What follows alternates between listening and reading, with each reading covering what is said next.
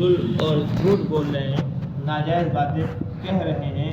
بات یہ ہے کہ یہ کلام اللہ کا ہے، فرمان اللہ کا ہے، ان کے کہنے سے کچھ نہیں ہوتا.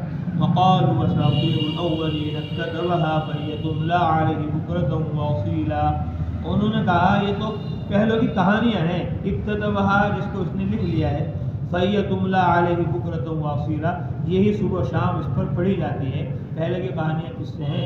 بس یہ ہمارے سامنے سناتا رہتا ہے. یہود و نصارہ کو سکھاتے ہیں. کبھی کہتے تھے ایک آدمی تھا لوہار عالمی، کہنے لگے اس سے سیکھ کر آتا ہے باتیں. اللہ نے اس کا جواب دوسری جگہ دیا، وہ قرآن عربی ہے، وہ آدمی عجمی ہے، یہ کہاں سے ایسا کلام لے کر آ جائے گا؟ فرمایا، جواب دے دیا سب کا، قل انزلہ الذی یعلم السر فی السماوات والارض.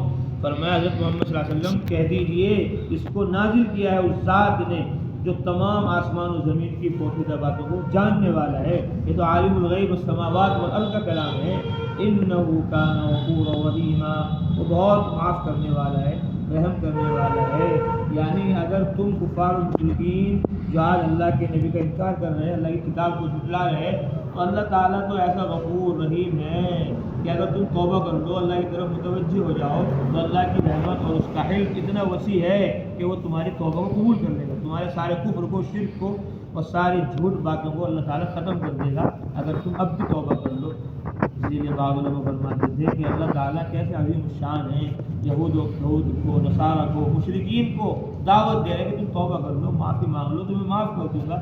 کہ جو اللہ مشرکین کو اور یہود و نصارہ کو معاف کرنے کے لیے تیار ہے، تو وہ گنہگار مسلمان کو کیوں معاف نہیں کرے گا؟ اس گنہگاروں سے اللہ کو کتنی محبت ہوگی جب یہود و نصارہ کو، مشرکین کو بھی دعوت دے رہے اتنی بڑی بڑی بری باتیں کہنے کے باوجود. کہ نعوذ باللہ پہلے کس سے کہانیاں ہیں، محمد نے گھڑ لیا ہے. اور اسی پر بھی بس نہیں، اللہ فرماتے ہیں وقالوا ما لهذا الرسول، اور انہوں نے کہا اس رسول کو کیا ہو گیا، یاکل الطعام، کھانا کھاتا ہے، ویمشی فی الاسواق، اور بازاروں میں چلتا پھرتا ہے، لولا انزل الیہ ملک فیکون معه نذیرا، ان کی طرف کوئی فرشتہ کیوں نہیں اتارا گیا، فیکون معه نذیرا، وہ ان کے ساتھ ڈرانے والا ہوتا. کہ اول تو یہ خود انسان ہے، کہتے تھے کہ کھا رہے پی رہے، جیسے ہم کھا رہے پی رہے ایسے یہ بھی کھا پی رہے، تو یہ تو فرشتے ہونے چاہیے تھے. ان کو تو نہ کھانے کی ضرورت ہوتی نہ پینے کی ضرورت ہوتی. ویمشی فی الاسواق، اور اپنی حاجت ضرورت کے لیے بازاروں میں چل پھر رہے ہیں، بازاروں میں کیوں جا رہے ہیں؟ ان کو تو بازاروں کی کوئی ضرورت نہیں ہونی چاہیے تھی. چلو اگر ایسی بات نہیں ہے تو کوئی فرشتہ ہی اتر جاتا، ان کے ساتھ ساتھ چلتا، فرشتہ کہتے بھائی اللہ کے نبی ہیں، یہ اللہ کی کتاب ہے اور اللہ نے مجھے بھیجا ہے، بات مان لو. تو ایسی باتیں وہ آپ کے بارے میں کہتے تھے. کبھی کہہ رہے اللہ کہتے ہیں او یلقا الیہ کنز او تکون له جنۃ یاکل منها، یا ان کو خزانہ دیا جاتا، کوئی بہت مالدار ہوتے ہیں، ان کے پاس تو مال بھی نہیں ہے، روپیہ پیسہ بھی نہیں ہے، تو ایسے غریب آدمی کو ہم کیسے مان لیں اپنا امام، اپنا سردار. او یلقا الیہ کنز، یا ان کو کوئی خزانہ دیا جاتا، او تکون له جنہ، یا ان کی کوئی باغات ہوتا، باغ ہوتا کوئی، یاکل منها، اس سے وہ کھاتے رہتے. وقال الظالمون ان تتبعون الا رجلا مسحورا، اللہ فرماتے ہیں ظالموں نے کہا کہ تم لوگ تو ایک ایسے آدمی کی اتباع کر رہے ہو جس پر جادو کیا ہے. یعنی کبھی آپ صلی اللہ علیہ وسلم کو کہتے تھے اس پر جادو کر دیا گیا، کبھی کہتے تھے یہ خود جادوگر ہے، کبھی کہتے تھے یہ شاعر ہے، کبھی کہتے تھے یہ کاہن ہے، کبھی کہتے تھے نعوذ باللہ صابی ہے، کبھی کہتے تھے جھوٹا ہے، کبھی کہتے تھے مجنون ہے، نہ جانے کیا کیا الزامات آپ پر لگاتے تھے.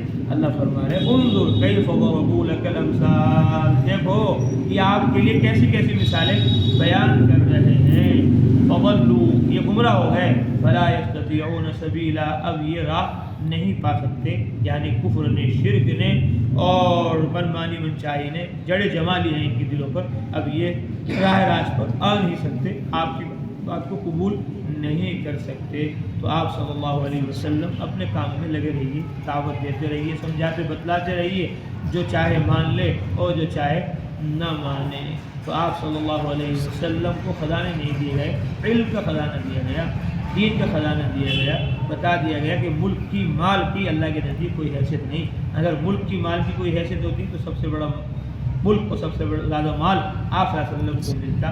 اللہ کے نزدیک مال کی قیمت نہیں ہے، اعمال کی قیمت ہے، اور عمل میں سب سے بڑا عمل اللہ نے آپ کو قرآن عطا فرما دیا جس میں ساری انسانیوں کے لیے ہدایت ہے. اللہ تعالیٰ ہم سب کو قرآن مقدس پڑھنے کی، سمجھنے کی، اس پر عمل کرنے کی، اس کو سارے عالم میں پھیلاتے پہنچاتے رہنے کی توفیق نصیب فرمائے.